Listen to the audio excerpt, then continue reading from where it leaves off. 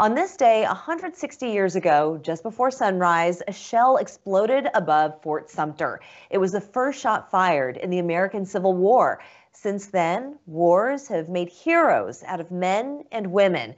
Helping them to relax, rehabilitate, and reintegrate is Daryl Olson, Lowcountry Chapter Coordinator for Heroes on the Water. Thank you for joining us, Daryl. I'm curious about your organization. Can you tell us more about why it exists and how you've been helping veterans here in the Lowcountry? Well, thank you for having me.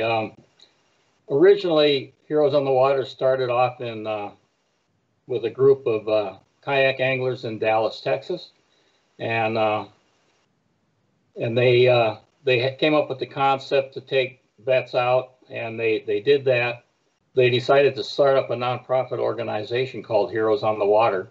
They went nationally, and they've got 2 or 3 chapters in the United Kingdom as well right now. So, oh, that's wonderful. The Lowcountry is really kind of the perfect place to have an organization like this. And there are several organizations out there that are aimed at helping veterans with the therapeutics of water.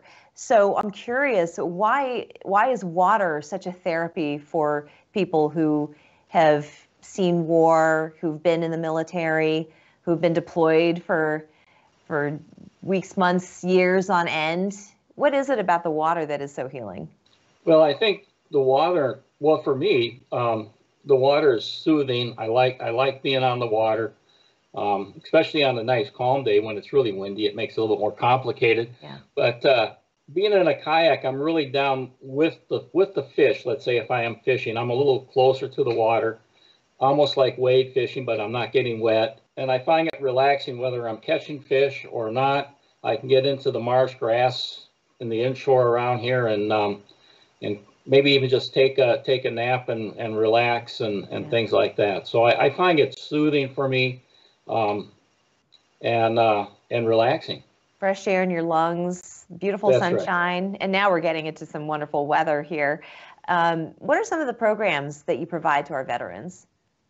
Well, originally we only provided fishing from a kayak, and I use the word fishing, but we've had requests from veterans that come and actually vacation here in the Charleston area with their families, and sometimes they just want to get out and kayak, and we have our own kayak fleet, and we provide this at no charge, and if they don't want to fish, we don't put a rod in their hands. We'll just take them out and do the little eco type tour thing, and so it's that. And then when COVID-19 hit, we had to figure out how to expand that a little bit, because we are limited in our group size according to our national headquarters, and so we're still limited. We're trying to follow the guidelines on that.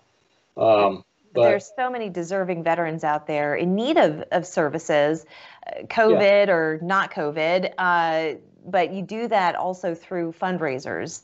And if there's any way in which the community can come together and serve those who have served us so selflessly, it is through these fundraiser events. You've got a couple coming up. Where is this going to be held? We're going to be launching from Limehouse Bridge on the Stono River. We've got, actually that event is already full for this coming weekend. But okay, so but we don't turn people away if they have their own equipment and show up.